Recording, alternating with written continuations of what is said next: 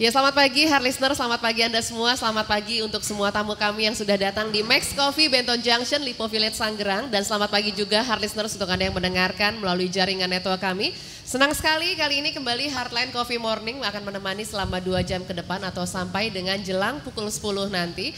Tidak ketinggalan kami ingin sekali menyapa selamat pagi yang mendengarkan melalui streaming di heartline.co.id dan juga heartlineradio.com dan juga melalui 100,6 FM Heartline Karawaci. Anda juga yang mendengarkan di Samarinda 94,4 FM, apa kabar semuanya?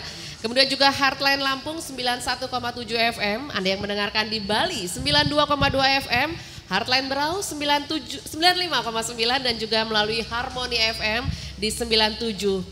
Selamat pagi buat semua dan hari ini kita akan ngomongin seputar bisnis waralaba. Saya nggak sendiri, di sebelah saya sudah ada cowok ganteng. Yeah. Istri saya nggak dengerin untungnya. Oh, ya, selamat pagi Bung Yose. Pagi Ria. Ya sehat ya. Sehat-sehat. Kita ngomongin bisnis waralaba. Iya, franchise. Pagi hari ini kita mengangkat topik tentang franchise your business. Iya, betul. Ngomong-ngomong sudah berapa outlet Bung Yose? Berapa ya? Tapi yang nggak boleh divaralabakan adalah keluarga ya. Oh iya, jangan, nggak boleh. Ntar waralaba keluarga di mana-mana. Tapi ngomong-ngomong soal waralaba, kenapa ya ada labanya di belakangnya dia? Iya. Karena harus ada keuntungannya ya kan. Jadi nggak ada rugi nggak ada. Tutup biasanya. Tutup ya. Karena itu Heart Listener pagi hari ini kita akan memperkenalkan beberapa narasumber kita yang sudah hadir di Max Coffee Benton Junction. Yang pertama saya ingin memperkenalkan adalah Pak Joko Kurniawan, Senior Business Consultant. Selamat pagi Pak Joko. Selamat pagi Bang Yusi. Gimana, semangat Pak ya? Semangat selalu. Pagi, Luar biasa. Ada juga Pak Indra Krisna, beliau adalah CEO The Wave Spa and Reflexology. Pak Indra selamat pagi. Selamat pagi Pak. Apa kabar Pak? Baik. Ya. Oke, lalu juga nggak ada yang semua kabar baik pasti. Iya. Perlu saya tanya nggak? Walaupun agak kurang enak badan pasti baik ya. Lalu juga ada Pak Rofian Akbar, beliau adalah pimpinan redaksi dari majalah Info Franchise. Pak Rofian selamat pagi. Selamat pagi Mas. Apa kabar Pak? Alhamdulillah baik. Luar biasa. Luar biasa. Ya. Lalu juga ada Pak Elihu Nugroho, beliau adalah CEO dari Valo Cuci Mobil Hemat Air. Coba yang itu ya. Pagi Padahal Pak. kan, iya. Selamat pagi Pak. Iya, panggilannya Pak Elihu ya Pak? Ya? Pak Elihu, baik.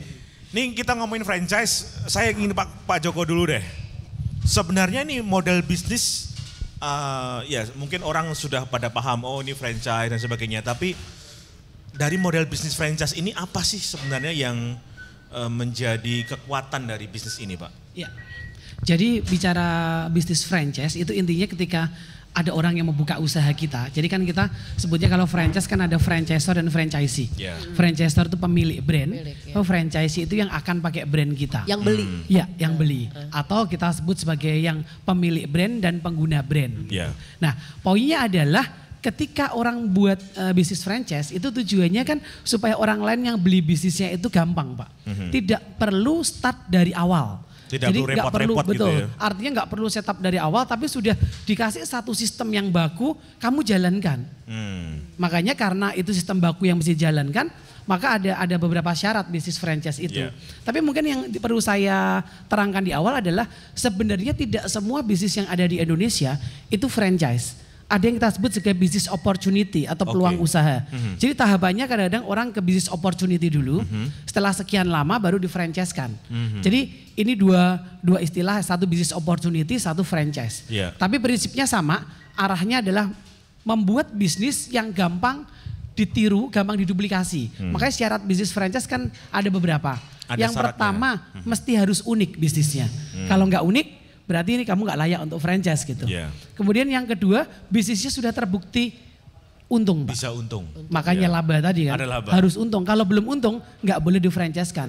Karena apa? Karena franchise kan mesti daftar ke Departemen Nanti Perdagangan. franchise kerugian akhirnya. Iya betul kan. Bukan keuntungan. Nggak bakal. Jadi harus daftar ke Departemen Perdagangan dan punya surat tanda pendaftaran waralaba. Dari Itu kan Departemen ada Perdagangan. peraturan ya? Ada peraturan, Perundang-undangannya betul. ada ya? Dan minimal harus kurang lebih 5 tahun. Oke. Jadi 5 tahun baru boleh di-franchise-kan. Kalau belum 5 tahun nggak boleh. Lalu berikutnya lagi harus punya sistem support. Jadi nggak boleh punya usaha, saya punya usaha contohnya cuci mobil tadi, rekanannya nggak pernah dikunjungin, gawat itu Iya. Pak.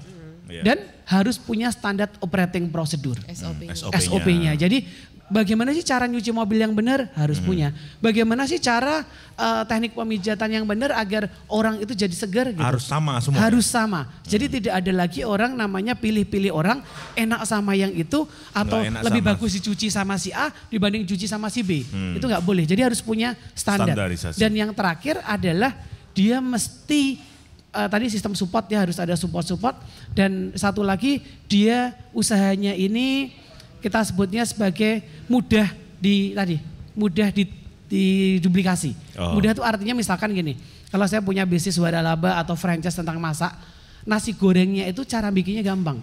Jadi nggak boleh lagi kalau zaman dulu bikin nasi goreng kan diicipi ya Pak ya. Diicipin ini kurang asin nggak? Nggak boleh gitu lagi ya kurang Pak ya? Asin ditambah garam. Terus kasinan ditambah gula. Nah nggak bisa. Jadi franchise harus punya standar. Jadi cara masaknya pun standar. Jadi pakai timer dan yang lain. Para profesi pencicip nggak ada lagi nanti? Nggak usah, nggak perlu. Kalau masih diicipin, boleh dikatakan itu bukan bisnis yang layak untuk diduplikasi. Nggak usah diicipin, wong sudah pasti ukurannya gramasinya sama dan yang lain rasa akhir pasti sama Pak. Oke, gitu. Baik. Pak Rofian Akbar nih dari majalah Info Franchise. Pak, Anda pasti bergulat banyak informasi seputar franchise di Indonesia. Ya. Anda melihat ini prospektif nggak di Indonesia dan bisa potensial market nggak? Jadi begini, franchise kan di Indonesia memang berkembangnya luar biasa ya. Majalah franchise sendiri kan mulai tahun 2006. 2006 berdiri. Sekarang ini sudah memasuki tahun ke-11. Iya. Ya kan? Nah, dari 2006 sampai dengan 2010-an itu memang franchise di Indonesia itu tumbuhnya luar biasa. Luar biasa. Kenapa tumbuh luar biasa? Ya, franchise kan tadi sudah dijelaskan sama Pak Joko bahwa franchise adalah salah satu cara mudah untuk mengembangkan usaha, relatif lebih mudah. Karena begini, ketika kita punya bisnis kan, kita punya bisnis sudah menguntungkan, pondasi kita sudah kuat, pasti kan seorang pengusaha pengen mengembangkan bisnisnya secara lebih besar lagi. Banyak cara, misalnya ada yang tadi dengan peluang bisnis, kemudian bisa dengan membuka cabang sendiri, ketiga dengan franchise gitu kan. Banyak cara. Nah, franchise dipilih kebanyakan orang karena memang relatif secara modal kapital tidak besar gitu kan, karena menggunakan pihak ketiga. Ya, jadi pihak kedua Pak? Ketiga ya? Pihak ketiga kalau nggak salah. Ya? Jadi mau nggak mau bisnis ini banyak dipilih oleh pengusaha untuk mengembangkan bisnisnya secara lebih besar lagi. Makanya di Indonesia tumbuhnya tahun 2006 sampai dengan 2010-an itu relatif lumayan besar gitu kan. Karena memang salah satu langkah mudah untuk ekspansi usaha. Cuman memang dari pengamatan kita dari tahun 2011-an sampai sekarang ini memang pertumbuhan franchise terutama ya itu memang kurang begitu besar, tapi pertumbuhannya masih didominasi oleh business opportunity, peluang bisnis. Dari data kita, pertumbuhan industri franchise dan BU itu misalnya setahun 10%, itu 2% itu hanya franchise, 8% itu adalah peluang bisnis BU itu ya. Iya. Dan di franchise itu biasanya franchise itu dimulai dari business opportunity. Jadi sebuah franchise itu pasti peluang bisnis. Tapi peluang bisnis itu belum tentu jadi franchise. Makanya kita termasuk juga Pak Joko dari asosiasi majalah juga terus berupaya mendorong supaya BO peluang bisnis yang tumbuh di Indonesia ini supaya lari menjadi franchise, karena franchise ini bisnis yang unggulan. Dan tadi juga sudah disampaikan Pak Joko, untuk menjadi franchise itu kan butuh persyaratan tertentu. Tidak semudah membuat peluang bisnis. Peluang bisnis itu lebih sederhana, tapi kalau franchise lebih rumit dan tingkat potensi kesuksesannya juga lebih besar. Kriterianya tadi juga disebutkan sama Pak Joko, syaratnya misalnya harus sudah menguntungkan dulu, terbukti menguntungkan. Berapa tahun itu? 5 tahun. 5 tahun. 5 tahun. Ya, secara laporan keuangan menguntungkan selama 5 tahun. Kemudian juga punya prototipe. Jadi nggak bisa seorang pengusaha tiba-tiba saya baru buka 3 bulan, 1 bulan belum punya cabang, tiba-tiba saya mau memfranchise-kan, nggak seperti itu. Jadi harus ada tahapan-tahapannya. Misalnya sudah punya prototipe, sudah berdiri 5 tahun, ada prototipe contoh outlet yang sudah sukses. Kemudian juga punya keunikan, mudah diajarkan, punya SOP sistem yang untuk standarisasi, dan salah satu yang penting adalah mereknya sudah terdaftar. Itu tujuannya apa? Supaya untuk melindungi calon franchisee seperti itu. Oke. Tuh, jadi sudah harus untung dulu ya. Sudah harus untung dulu. Betul. Baik, kita juga kehadiran narasumber kita ada Pak Indra Krisna, CEO The Wave Spa and Reflexology. Nanti kalau Ria habis ini capek, mungkin bisa ke Pak Indra. Boleh. Kita refleksi, spa dan sebagainya. Tagihannya kirim ke Bumi Mas.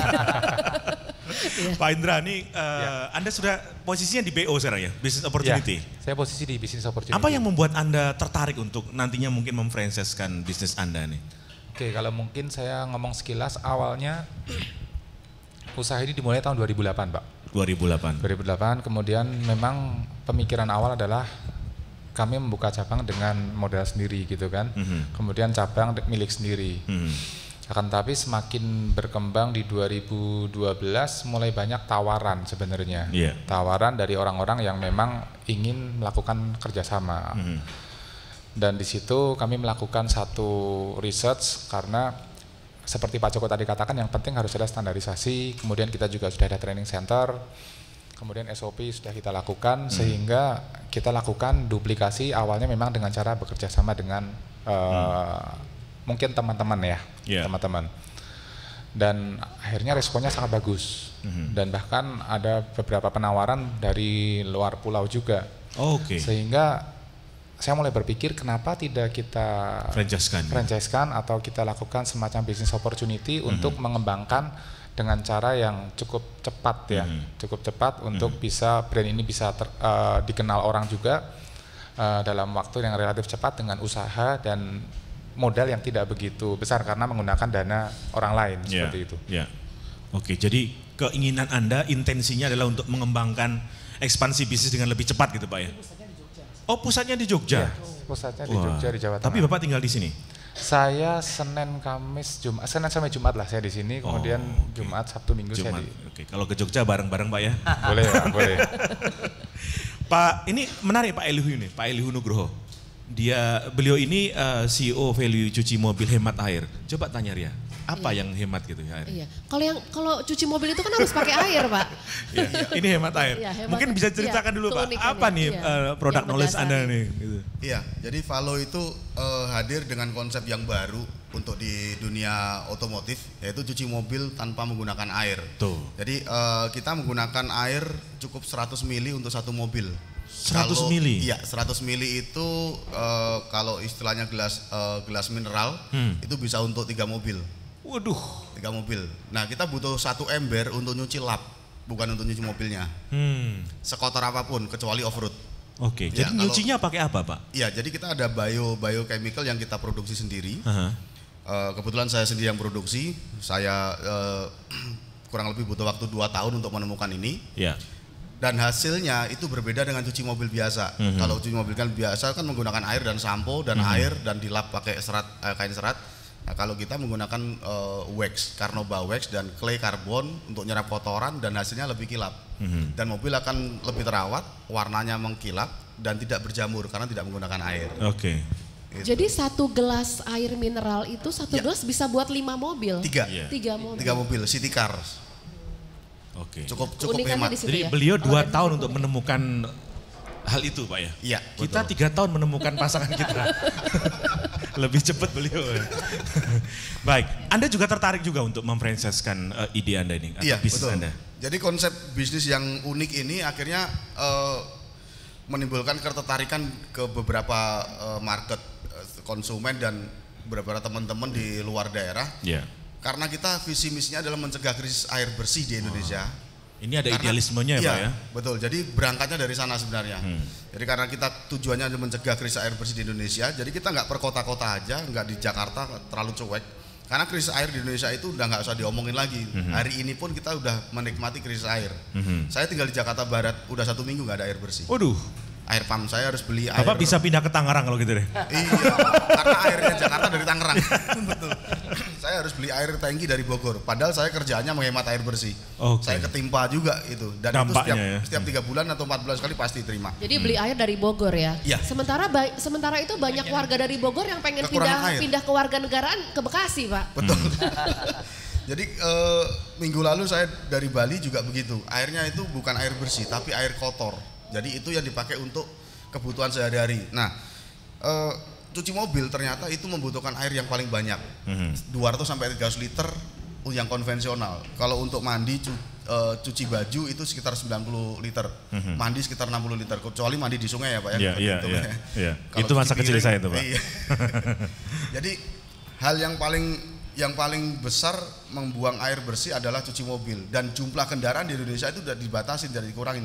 Setiap tahun pasti bertambah dan setiap ada kendaraan pasti dicuci. Nah, berangkat dari sanalah satu hal yang kita bisa untuk mengurangi krisis air bersih, ya kita harus menciptakan produk di mana bisa menggantikan penggunaan air bersih tadi. Karena supaya 5 tahun sampai 10 tahun ke depan cucu kita supaya nggak jual berlian untuk beli air bersih gitu kan.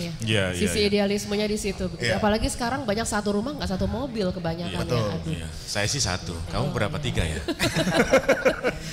Pak Rofian, di compare dengan bisnis franchise dari luar negeri ya Pak ya? Yang sudah multinasional seperti itu, komposisinya seperti apa di Indonesia, dan itu compete nggak? Kok ada kompetisi nggak sih?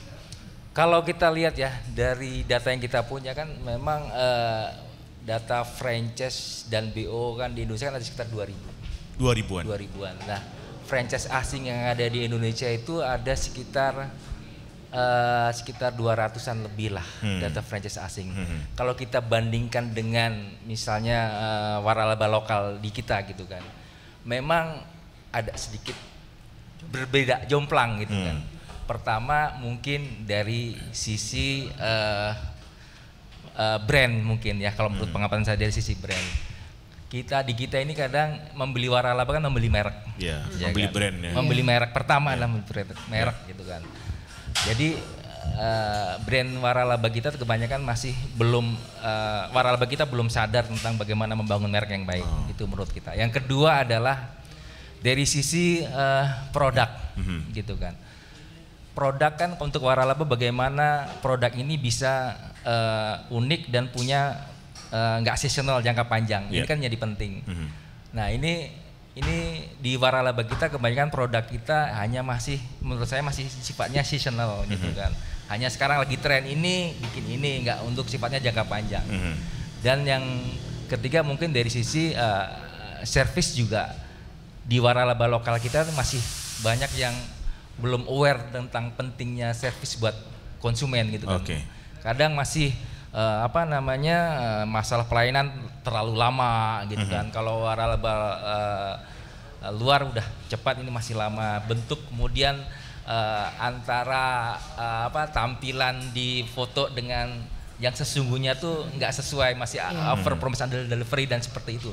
Nah ini sebetulnya menjadi tantangan buat kita gitu kan, buat waralaba lokal. Karena sebenarnya waralaba lokal sendiri aslinya itu tidak kalah sebetulnya dengan waralaba dari luar gitu kan. Waralaba lokal kita sebenarnya luar biasa. Kita punya potensi yang hebat gitu kan. Kayak contoh tadi dari Pak Indra ini kan, New Wave refleksologi ini kan punya keunikan yang luar biasa gitu kan. Kemudian juga Follow Air ini kan cuci mobil yang tanpa air ini kan juga sebetulnya punya keunikan yang sebetulnya jarang lah luar negeri punya ide seperti ini. Bisa jadi nggak ada gitu ya, pertama gitu kan.